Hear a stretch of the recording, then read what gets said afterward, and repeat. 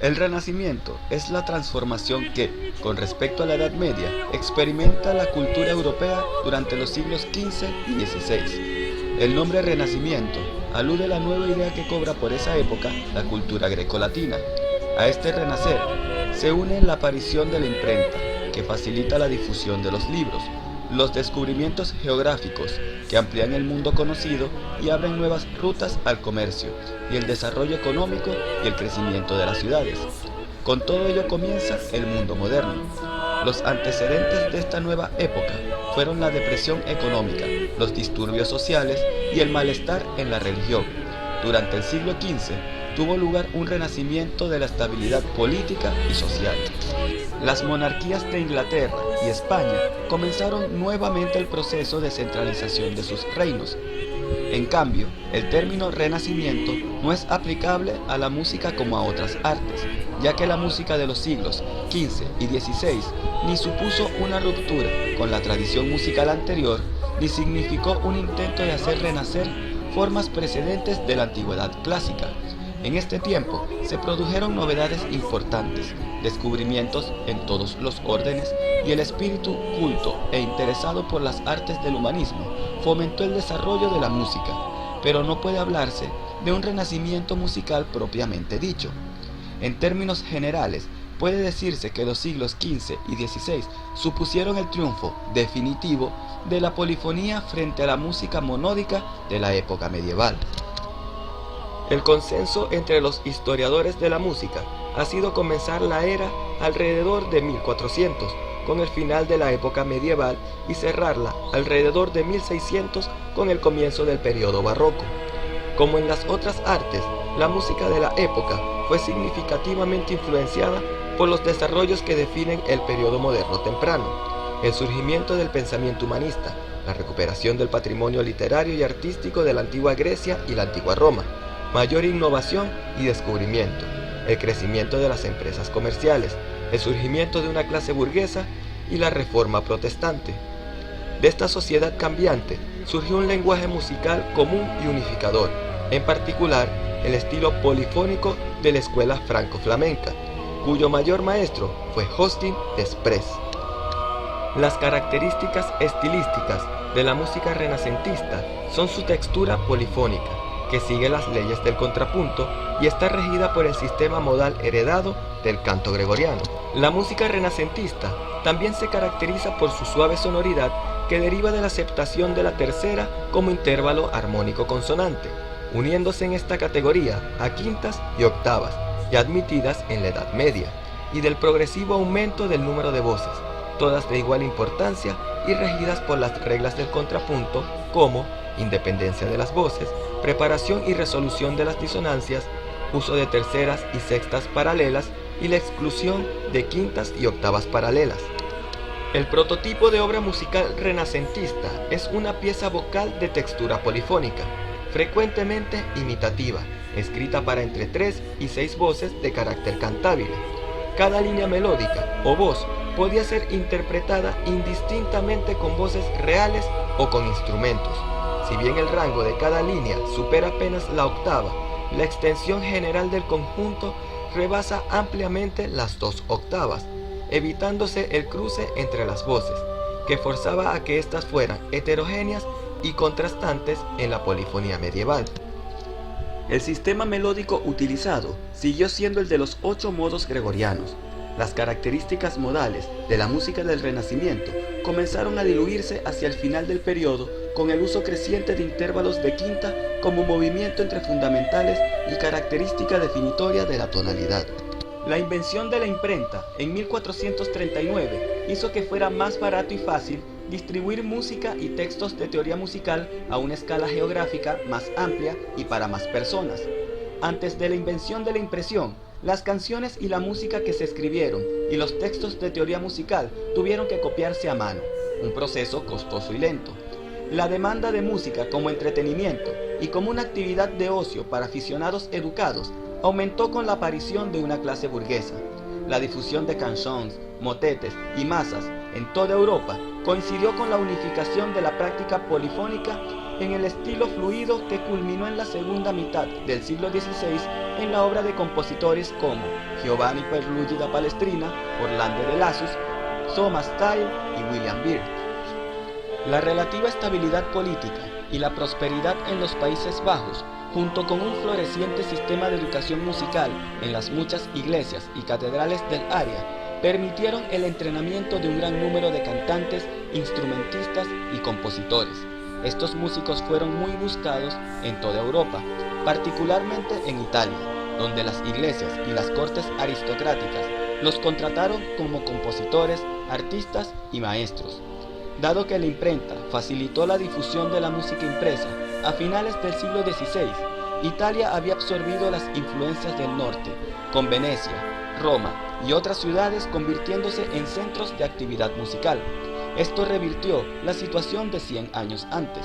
La ópera, un género teatral escenificado, en que los cantantes se acompañan de instrumentos, surgió en este momento en Florencia. La ópera se desarrolló como un intento deliberado de resucitar la música de la antigua Grecia. Las composiciones del Renacimiento estaban escritas únicamente en partichelas, las partituras generales eran muy raras y las barras de compás no se usaban. Las figuras eran generalmente más largas que las usadas en nuestros días. La unidad de pulso era la semibreve o redonda. Como ocurría desde el Ars Nova, cada breve podía equivaler a 2 o 3 semibreves, que podrían ser consideradas como equivalente al compás moderno, aunque era un valor de nota y no un compás. Se puede resumir de esta forma. Igual que en la actualidad, una negra puede equivaler a 2 corcheas o 3 que se escriban como un tresillo. En la misma lógica, se puede tener 2 o 3 valores más cortos de la siguiente figura, la mínima de cada semibreve. Estas diferentes permutaciones se denominan tempus perfecto o imperfecto según la relación breve-semibreve y la prolación perfecta o imperfecta en el caso de la relación semibreve mínima, existiendo todas las combinaciones posibles entre uno y otro. La relación 3-1 se llamó perfecta y la 2-1 imperfecta. Para las figuras aisladas existían reglas que reducían a la mitad o doblaban el valor, imperfeccionaban o alteraban respectivamente, cuando estaban precedidas o seguidas de determinadas figuras. Las figuras con la cabeza negra eran menos habituales. Este desarrollo de la notación mensural blanca es el resultado de la popularización del uso, sustituyendo al pergamino, del papel, más débil y que no permitía el rasgado de la pluma para rellenar las notas. La notación de la época precedente, escrita en pergamino, era negra. Otros colores y más tarde el relleno de las notas fueron usados para indicar imperfecciones o alteraciones. Las alteraciones no siempre se especificaron. Sin embargo, los músicos del Renacimiento habrían sido altamente entrenados en el contrapunto diádico y poseían esta y otra información necesaria para leer correctamente una partitura, incluso si las alteraciones no estaban escritas. Como tal, lo que la notación moderna requiere, es decir, alteraciones, habría sido entonces perfectamente evidente sin notación para un cantante versado en contrapunto. Un cantante interpretaría su parte imaginando fórmulas cadenciales con otras partes en mente, y cuando cantaran juntas, los músicos evitarían octavas y quintas paralelas o alterarían sus partes cadenciales a la luz de las decisiones de otros músicos. Es a través de las tablaturas contemporáneas para varios instrumentos punteados que hemos obtenido mucha información sobre qué alteraciones fueron realizadas por los participantes originales. Los 2 siglos abarcados por el estilo renacentista suelen ser históricamente divididos en 5 generaciones de compositores. Primera generación, las escuelas inglesa y borgoñona. La influencia del nuevo estilo inglés, de mano de compositores como John Dunstable y Lionel Powell, basado en el uso de terceras y sextas como consonancias, practicadas de forma improvisada y sistemática en el Faust-Bourdon, hizo que fuera desapareciendo los rasgos de la música medieval tardía, tales como la isorritmia y la sincopación extrema, resultando un estilo más límpido y fluido. Si bien se perdió complejidad rítmica, se ganó en vitalidad rítmica y el empuje armónico cadencial se convirtió en un aspecto importante hacia mediados del siglo. Es en esta época cuando fueron gradualmente establecidas las reglas del contrapunto académico, aún hoy de algún modo vigentes en la enseñanza escolástica, tales como la prohibición de quintas y octavas paralelas y la restricción de las directas. Los más notables autores de este tiempo estuvieron en la órbita del Ducado de Borgoña, como Guillaume Dufay y Gilles Villiers. La segunda generación franco-flamenca. En la generación de Antoine Busnois y Johannes Ockeghem se afianzaron las nuevas reglas del contrapunto, consolidándose la polifonía imitativa en un estilo erudito de frases larguísimas y sofisticadas. Se usaron extensamente las técnicas del canon, convencional o mensural.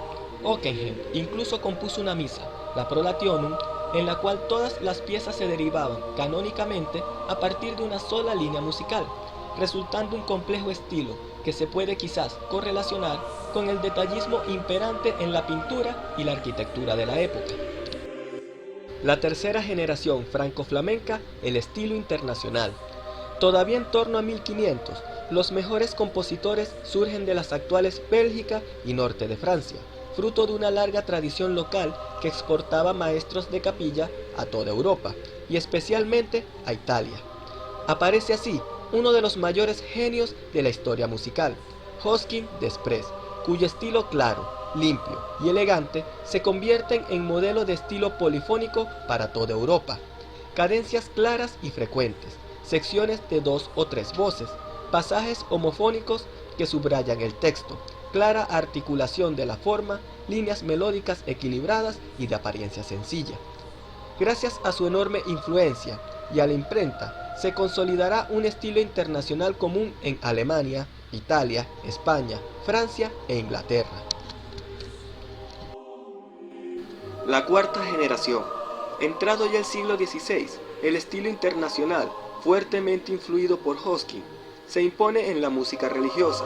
Si bien autores españoles como Cristóbal de Morales, Nicolás Gombert o Willaert tienden a aumentar el número de voces, típicamente a 5, homogeneizar la textura, alargar frases y ocultar las cadencias, volviéndose de algún modo así a las maneras más complejas y refinadas de Ockeghem. Es en esta época cuando se consolidan los estilos locales de la música profana. Aparece el nuevo madrigal italiano, de mano de compositores como Festa, Arcadelt y Berdelot. También aparecen el villancico, la batalla y la ensalada española, y la canción parisina, con frecuencia homofónica y muchas veces onomatopéyica y humorística. En España se publican libros para vihuela que incluyen canciones para voz con acompañamiento. La quinta generación. Teniendo entonces el oficio de músico una gran dependencia de la Iglesia, la convulsión provocada por la Reforma protestante y la Contrarreforma afectó de lleno al estilo musical. Pasado el peligro de la supresión de la polifonía, que sí se ejecutó entre algunos reformistas radicales, el Concilio de Trento desalentó la excesivamente compleja polifonía por impedir la comprensión del texto, fomentando la homofonía y en general la claridad. Giovanni Perlugi da Palestrina vino a cultivar un fluido estilo de contrapunto libre en una densa y rica textura en la cual las disonancias eran seguidas por consonancias en cada pulso y los retardos eran muy habituales.